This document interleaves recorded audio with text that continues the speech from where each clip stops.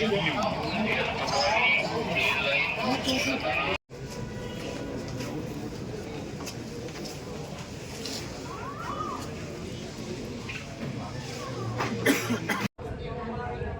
क्या आपको आज क्या सूचना मिली, क्या घटनाक्रम? मेरे को सूचना मिली थी कि तुम्हारे पिताजी हॉस्पिटल में भर्ती हैं, आप तुरंत आ जाइए। मैं यहाँ आके देखा मैंने तो पिताजी हॉस्पिटल में नहीं, मेरे को मर्चुरी में मिले थे। अब उनके साथ में जेल में क्या हुआ क्या नहीं हुआ ये मेरे को नहीं मालूम है। और मेरे पिताजी के ऊपर झूठा आरोप लगाया गया है। एसपी द्वारा बार बार टॉर्चर किया गया है मेरे पिताजी को। मेरे पिताजी गए थे भैंस देखने अपने गाड़ा गांव, जो अपने रेड गांव तहसील में आता है, वहाँ पे भैंस देखने गए थे। तो वहाँ से इनको उठाया है, इन्होंने 6:45 के समथिंग में उठाया उनको। और वहाँ से लाने के बाद में रात भर इन्होंने न जाने कौन सी चौकी में रखी। हम लोगों ने सबने ढूंढा पर हमको उनसे मिलने नहीं दिया। और बाद में सुबह 5:30 बजे के समथिंग में बजाज शोरूम के पास में उनके ऊपर ये सामान रख के, जो ड्रग्स जो कहते हैं वो रख के इन पे झूठा केस बनाया गया है। हमारे कहने के बाद में भी इन लोगों ने नहीं हमारी मानी। और इसके बाद में उनसे मेरे पिताजी से चर्चा हुई थी वहाँ जेल में। तो मैंने पूछा था, मैंने कि क्या हुआ ये बताओ। तो कि भैया मेरे पास कुछ भी नहीं था, मैं तो भैंस देखने गया था।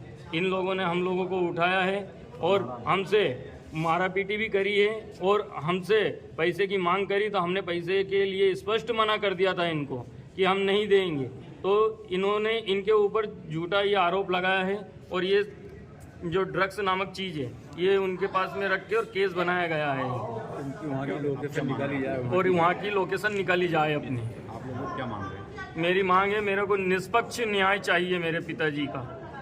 अभी मजिस्ट्रेट आए थे, जांच हुई, क्या अंदर क्या देखा आपने? बॉडी वगैरह देखी? बॉडी वगैरह में पाँव बंधे हुए थे, उनके पाँव में निशान बने हुए थे उनके रस्सी के, जो कि सेम दोनों पाँव में दिखते थे।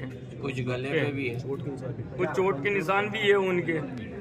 क्या आशंका लग रही है आपको? शंका तो मेरे को इनकी साजिश लग रही है सब, कि इनके साथ में कुछ गलत हुआ है अंदर। क्या रहेगा अगला कदम हमारा तो रहेगा, घेराव का रहेगा अगला कदम।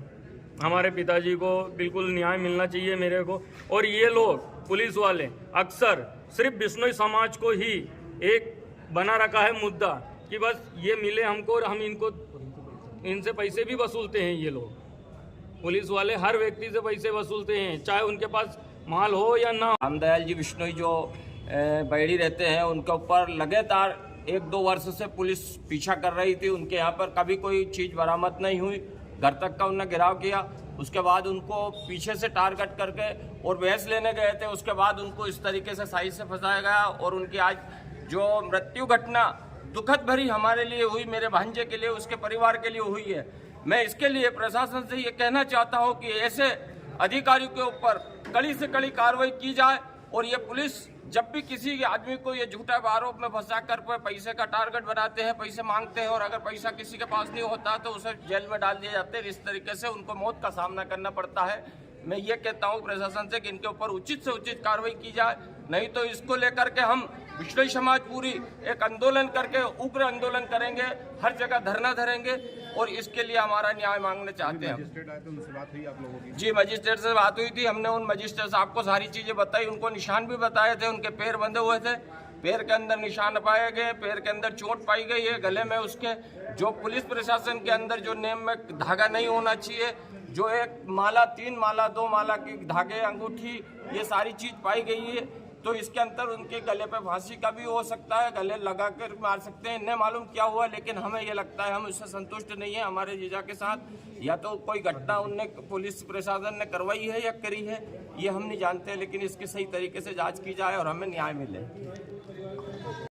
तो कहते रहेंगे, ट्रीटमेंट कंटिन्यू करा है। डॉक्टर साहब ने जो जेल के अंशकालीन चिकित्सक हैं, डॉक्टर परिहार सर, उन्होंने भी चेक किया था, ऐसी कोई विषय दिक्कत नहीं थी। तो वो इसके पूर्व में भी क्या बीपी के और शुगर की जांच होती रहती थी, क्या हुआ था? हाँ, शुगर की जांच परसों करवाई थी, 140 शुगर आई थी। अच्छा, सर कितने दिन पहले इसको जेल में लाया गया? 28 तारीख को लाया था, एक हफ्ता हो गया है। पिछले एक हफ्ते में भी कोई जाँच वाँच हुई थी क्या वहाँ पर?